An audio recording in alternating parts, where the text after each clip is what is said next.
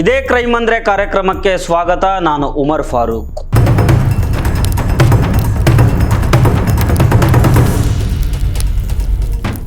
ನನ್ನ ಮನಸ್ಸನ್ನು ವಿಪರೀತ ಕಾಡಿದ ಮರ್ಡರ್ ಕೇಸ್ ಅಂದರೆ ಅದು ಡಿಜೆ ಹಳ್ಳಿಯ ಝೋಯಾ ಮರ್ಡರ್ ಕೇಸು.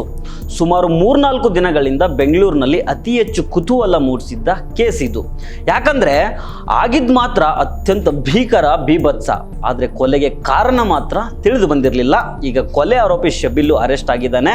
ಕೊಲೆ ರಹಸ್ಯ ಬಯಲಿಗೆ ಬಂದಿದೆ. ಇದರ ಬಗ್ಗೆ ಡೀಟೇಲ್ ಆಗಿ ನೋಡೋಣ. ಈ ವಿಡಿಯೋವನ್ನು ಕಡೆ ತನಕ ಮಿಸ್ ಮಾಡದೆ ನೋಡಿ.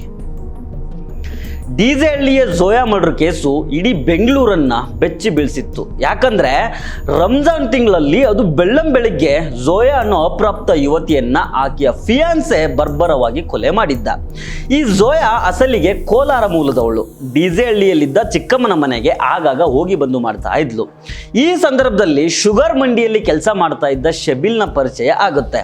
ಆಮೇಲೆ ಫ್ರೆಂಡ್ಶಿಪ್ ಆಗಿ ಲವ್ ಕೂಡ ಆಗುತ್ತೆ. ಇವರ ಲವ್ ವಿಚಾರ ಮನೆಯಲ್ಲಿ ಗೊತ್ತಾಗಿ ಕಳೆದ ವರ್ಷ ಜೂನ್ನಲ್ಲಿ ಇವರಿಬ್ಬರ ಎಂಗೇಜ್ಮೆಂಟ್ ಆಗುತ್ತೆ. ಈ ವರ್ಷ ಬಕ್ರೀದ್ ಆದಮೇಲೆ ಇವರಿಬ್ಬರದ್ದು ಮದುವೆ ಮಾಡಬೇಕು ಅಂತ ಎರಡೂ ಕಡೆಯ ಫ್ಯಾಮಿಲಿಯವರು ಡಿಸೈಡ್ ಮಾಡಿರ್ತಾರೆ.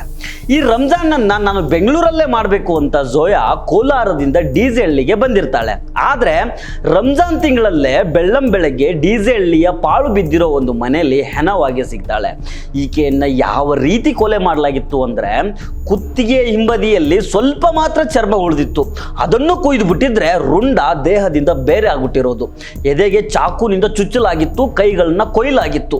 ತೀರಾ ಭೀಕರ ಅಂದರೆ ಭೀಕರ ಕೊಲೆ ಇದು. ಈ ಕೊಲೆ ಆದ ತಕ್ಷಣ ಆಕೆಯ ಫಿಯಾನ್ಸೆ ಮೇಲೆ ಅನುಮಾನ ಬರೋದಿಕ್ಕೂ ಕಾರಣಗಳಿದ್ವು. ಯಾಕಂದ್ರೆ ಇವರಿಬ್ರು ಆಗಾಗ ಅದೇ ಪಾಳು ಬಿದ್ದಿರೋ ಮನೆಯಲ್ಲಿ ಮೀಟ್ ಆಗ್ತಾ ಇದ್ರು. ಮತ್ತೆ ಪೊಲೀಸರಿಗೆ ಸಿಕ್ಕಿರೋ ಮಹತ್ವದ ಕ್ಲೂಗಳು ಏನಂತಂದ್ರೆ, ಈ ಶಬೀಲು ಮನೆಯಿಂದ ಬರುವಾಗ ಶರ್ಟು ಪ್ಯಾಂಟು ಹಾಕೊಂಡು ಮೇಲ್ಗಡೆ ಒಂದು ಜಾಕೆಟ್ ಹಾಕೊಂಡು ಬಂದಿರ್ತಾನೆ. ಹೋಗುವಾಗ ಬರೀ ಜಾಕೆಟ್ ಹಾಕೊಂಡಿರ್ತಾನೆ, ಮೈ ಮೇಲೆ ಶರ್ಟು ಇರೋದಿಲ್ಲ. ಆ ಶರ್ಟು ಝೋಯಾ ಕೊಲೆಯಾದ ಜಾಗದಲ್ಲಿ ಸಿಕ್ಕಿರುತ್ತೆ. ಇನ್ನೊಂದು ಸುಳಿವು ಏನಂತಂದ್ರೆ, ಕೊಲೆಯಾದ ಝೋಯಾ ಮೊಬೈಲ್ ಅನ್ನ ಚೆಕ್ ಮಾಡಿದಾಗ ಕೊನೆಯ ಕಾಲು ಈತನಿಂದನೇ ಬಂದಿರುತ್ತೆ. ಹೀಗಾಗಿ ಇವನೇ ಕರೆಸ್ಕೊಂಡು ಕೊಲೆ ಮಾಡಿರ್ಬೋದು ಅನ್ನೋ ಅನುಮಾನಗಳು ಉಟ್ಕೊಳ್ತಾವೆ. ಆ ಅನುಮಾನದ ಮೇಲೆ ಹುಡುಕ್ತಾ ಹೋದಾಗ ಈ ಶಬೀಲು ರಾಜಸ್ಥಾನದ ಅಜ್ಮೀರ್ ದರ್ಗಾ ಸಮೀಪ ಸಿಕ್ಕಾಕೊಳ್ತಾನೆ. ಕೊಲೆಗೆ ಪ್ರಾಯಶ್ಚಿತ ಪಡೋಕ್ಕೇನೋ ಅಜ್ಮೀರ್ ದರ್ಗಾಕ್ಕೆ ಹೋಗಿದ್ನಂತೆ. ಅಯ್ಯೋ ಬಿಕ್ನಾಸಿ, ಮಾಡಿದ ಅಡ್ನಾಡಿ ಕೆಲಸ, ಇವನ ಮುಖಕ್ಕೆ ಪ್ರಾಯಶ್ಚಿತ ಬೇರೆ ಕೇಡು. ಈಗ ಕೊಲೆಗೆ ಕಾರಣ ಏನು ಅನ್ನೋ ವಿಚಾರಕ್ಕೆ ಬರೋಣ. ನೋಡಿ, ನಾನಿವತ್ತು ಡಿಜೆ ಹಳ್ಳಿ ಪೊಲೀಸ್ ಸ್ಟೇಷನ್ಗೆ ಮಾತಾಡಿದೆ. ಪೊಲೀಸ್ ಮೂಲಗಳಿಂದ ಕೊಲೆಗೆ ಕಾರಣ ಏನು ಅನ್ನೋದು ಈ ತನಕ ನಿಖರವಾಗಿ ತಿಳಿದು ಬಂದಿಲ್ಲ. ಆದರೆ ನನಗೆ ಸಿಕ್ಕಿರೋ ಮಾಹಿತಿ ಪ್ರಕಾರ ಅಂದರೆ, ನಾನು ಈ ಕೇಸ್ ವಿಚಾರದಲ್ಲಿ ಹುಡುಗಿ ಮನೆಯವ್ರ ಜೊತೆಗೆ ಮಾತಾಡಿದೆ, ಹುಡುಗನ ಕಡೆಯವ್ರ ಜೊತೆಗೂ ಮಾತಾಡಿದೆ, ಹಾಗೆ ಅಲ್ಲಿನ ಲೋಕಲ್ ಜೊತೆಗೂ ಮಾತಾಡಿ ನಾನು ಕಲೆ ಹಾಕೊಂಡಿರೋ ಮಾಹಿತಿ ಏನಂತಂದ್ರೆ, ಝೋಯಾ ಶಬೀಲ್ ನನ್ನ ಲವ್ ಮಾಡ್ತಾ ಇದ್ಲು. ಇಬ್ಬರದ್ದು ಎಂಗೇಜ್ಮೆಂಟ್ ಕೂಡ ಆಗಿತ್ತು. ಇದೇ ಹೊತ್ತಲ್ಲಿ ಝೋಯಾ ಇನ್ನೊಬ್ಬ ಹುಡುಗನನ್ನ ಲವ್ ಮಾಡ್ತಾ ಇದ್ದಾಳೆ ಅನ್ನೋ ಡೌಟು ಈ ಶಬೀಲ್ಗೆ ಬಂದಿರುತ್ತೆ. ಅದೇ ಡೌಟ್ ಮೇಲೆ ಇಬ್ಬರ ನಡುವೆ ಆಗಾಗ ಜಗಳ ಆಗ್ತಾ ಇತ್ತಂತೆ. ಮೊನ್ನೆ ಈ ಜಗಳ ವಿಕೋಪಕ್ಕೆ ಹೋಗಿ ಕೊಲೆ ಆಗಿದೆ ಅಂತ ಹೇಳಲಾಗ್ತಾ ಇದೆ. ಇದು ಎಷ್ಟರ ಮಟ್ಟಿಗೆ ಸರಿ ಅನ್ನೋದು ನನಗೂ ಗೊತ್ತಿಲ್ಲ. ನಾನಿನ್ನೂ ಈ ಕೇಸ್ ವಿಚಾರದಲ್ಲಿ ಮಾಹಿತಿ ಸಂಗ್ರಹ ಮಾಡ್ತಾ ಇದ್ದೀನಿ. ಸದ್ಯಕ್ಕೆ ಏನಿದೆ ಮಾಹಿತಿ ಅದನ್ನು ನಿಮ್ಮ ಮುಂದೆ ಇಟ್ಟಿದ್ದೀನಿ. ಸರಿ, ಈಗ ಏನಿದೆಯೋ ಮಾಹಿತಿ ಅದನ್ನೇ ಸರಿ ಅಂತ ಅಂದ್ಕೊಳ್ಳೋಣ. ಝೋಯಾ ಇನ್ನೊಬ್ಬ ಹುಡುಗನನ್ನ ಲವ್ ಮಾಡ್ತಾ ಇದ್ಲು ಅಂತಾನೆ ಅಂದ್ಕೊಳ್ಳೋಣ. ಅದಕ್ಕೆ ಆಕೆಯನ್ನು ಈ ರೀತಿಯಾಗಿ ಭೀಕರವಾಗಿ ಕೊಲೆ ಮಾಡೋ ಅಧಿಕಾರವನ್ನ ಇವನಿಗೆ ಯಾರು ಕೊಟ್ಟರು? ಇವನ್ ಯಾರ್ರೀ ಕೊಲೆ ಮಾಡೋದಿಕ್ಕೆ? ಆ ಹುಡುಗಿ ಇಷ್ಟ ಇಲ್ವಾ? ಅವಳನ್ನ ಮದುವೆ ಆಗಬಾರ್ದು ಅಂತ ನಿನಗೆ ಅನ್ನಿಸ್ತಾ? ನಿಮ್ಮ ಮನೆಯಲ್ಲಿ ನಿಮ್ಮ ಖಾನ್ದಾನಲ್ಲಿ ದೊಡ್ಡವರು ಅನ್ಸ್ಕೊಂಡಿರೋರು ಬದುಕಿರ್ಲಿಲ್ವ ಇನ್ನು? ಅವ್ರ ಹತ್ರ ಹೋಗ್ಬೋದಿತ್ತು ತಾನೆ, ಅವ್ರ ಹತ್ರ ಮಾತಾಡ್ಕೊಳ್ಬೋದಿತ್ತು ತಾನೆ. ಆ ಹುಡುಗಿ ಕತೆ ಹೀಗಿದೆ, ಅವಳನ್ನ ನಾನು ಮದುವೆ ಆಗೋದಿಲ್ಲ ಅಂತ ಹೇಳಿದಿದ್ರೆ ಆಗೋಗ್ತಾ ಇತ್ತಲ್ಲ. ಅಯ್ಯೋ ಪಾಪಿ, ಕೊಲೆನೇ ಮಾಡ್ಬಿಟ್ಟಲ್ಲೋ. ಅದು ಇಷ್ಟೊಂದು ಭೀಕರವಾಗಿ ಕೋಳಿ ಕುರಿನ ಕೊಯ್ಯೋ ರೀತಿ ಕುತ್ತಿಗೆ ಕಿತ್ಕೊಂಡು ಬರೋ ರೀತಿ ಕೊಯ್ದು ಬಿಟ್ಟಿದ್ದಾನೆ. ಸಿಕ್ಕಲ್ಲೆಲ್ಲ ಚಾಕುನಿಂದ ಇರಿದಿದ್ದಾನೆ.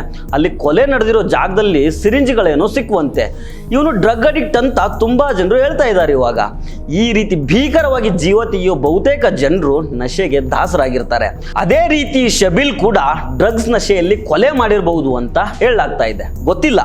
ಈಗ ಪೊಲೀಸ್ ತನಿಖೆಯಲ್ಲಿ ಏನೆಲ್ಲ ವಿಚಾರಗಳು ಹೊರಗೆ ಬರ್ತವೆ ಅನ್ನೋದನ್ನ ಕಾದ್ ನೋಡಬೇಕು. ಆದರೆ ಒಂದು ಮಾತನ್ನಂತೂ ನಾನು ಮತ್ತೆ ರಿಪೀಟ್ ಮಾಡ್ತೀನಿ. ಇದನ್ನ ಮೊನ್ನೆನೇ ಹೇಳಿದ್ದೆ, ಇವತ್ತು ಮತ್ತೆ ಹೇಳ್ತಾ ಇದ್ದೀನಿ.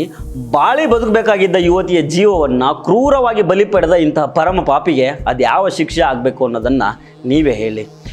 ಡ್ರಗ್ಸ್ ಅನ್ನೋ ನಶೆಗೆ ಇನ್ನೆಷ್ಟು ಯುವಕರು ಹಾಳಾಗಬೇಕು, ಇನ್ನಷ್ಟು ಜನರು ಬಲಿಯಾಗಬೇಕು. ಗಾಂಜಾ ಡ್ರಗ್ಸ್ ವಿರುದ್ಧದ ನಮ್ಮ ಅಭಿಯಾನ ಹೀಗೆ ಮುಂದುವರಿತದೆ. ನಾವು ಈ ಆಡಳಿತ ವ್ಯವಸ್ಥೆಯನ್ನು, ಪೊಲೀಸ್ ಇಲಾಖೆಯನ್ನು ನಿರಂತರವಾಗಿ ಪ್ರಶ್ನೆ ಮಾಡ್ತಾ ಇರ್ತೀವಿ. ಬರೀ ನಾವು ಮಾಡಿದ್ರಷ್ಟೇ ಸಾಕಾಗೋದಿಲ್ಲ, ನಿಜವಾಗಿ ಇಂಥದ್ದೊಂದು ಅಭಿಯಾನವನ್ನು ಮಾಡಬೇಕಾಗಿರೋದು ನೀವುಗಳು. ನಿಮ್ಮ ಕುಟುಂಬದ ನೆಮ್ಮದಿಯನ್ನು ಕಿತ್ಕೊಳ್ತಾ ಇರೋ ಈ ನಶೆ ವಿರುದ್ಧ ಅಭಿಯಾನ ಮಾಡಬೇಕಾಗಿರೋದು ನೀವುಗಳು. ನಿಮ್ಮ ಮನೆಗಳಿಂದ, ನಿಮ್ಮ ಜಮಾತ್ಗಳಿಂದ, ನಿಮ್ಮ ಏರಿಯಾಗಳಿಂದ, ನಿಮ್ಮ ಫ್ರೆಂಡ್ ಸರ್ಕಲ್ಗಳಿಂದಾನೇ ಡ್ರಗ್ಸ್ ಗಾಂಜಾ ವಿರುದ್ಧ ಅಭಿಯಾನ ನಡಿಬೇಕು. ನಿಮ್ಮ ಆಡಳಿತ ವ್ಯವಸ್ಥೆಯನ್ನ, ನಿಮ್ಮ ಪೊಲೀಸ್ ಇಲಾಖೆಯನ್ನ ನೀವೇ ಪ್ರಶ್ನೆ ಮಾಡಬೇಕು. ಇವತ್ತು ಜೋಯಾಳದ್ದು ಕೊಲೆ ಆಗಿದೆ, ನಾಳೆ ಇನ್ನೊಬ್ಬರ ಮನೇಲಿ ಆಗ್ಬೋದು, ನಾಡಿದ್ದು ಮತ್ತೊಬ್ಬರ ಮನೇಲಿ ಆಗ್ಬೋದು. ಇದು ರಿಪೀಟ್ ಆಗಬಾರ್ದು ಅಂದ್ರೆ ನಿಮ್ಮ ಮಕ್ಕಳು ಎಲ್ಲಿಗೆ ಹೋಗ್ತಾ ಇದ್ದಾರೆ, ಏನ್ ಮಾಡ್ತಾ ಇದ್ದಾರೆ ಅನ್ನೋದ್ರ ಕಡೆಗೆ ಗಮನ ಕೊಡಿ. ನಿಮ್ಮ ಮಕ್ಕಳನ್ನ ಕರ್ಕೊಂಡು ನೀವು ಈ ನಶೆ ವಿರುದ್ಧ ಹೋರಾಟ ಮಾಡಿ. ಗಲ್ಲಿಗೂ ಏರಿಯಾಗಳಲ್ಲಿನೂ ಅಭಿಯಾನ ಶುರು ಮಾಡಿ. ನಿಮ್ಮ ಹೋರಾಟ ಯಶಸ್ವಿ ಆದ್ರೆ ಹೊರಗಡೆ ಹೋಗಿರೋ ನಿಮ್ಮ ಮಕ್ಕಳು ಸುರಕ್ಷಿತವಾಗಿ ಮನೆಗೆ ಬರ್ಬೋದು. ನಮಸ್ಕಾರ.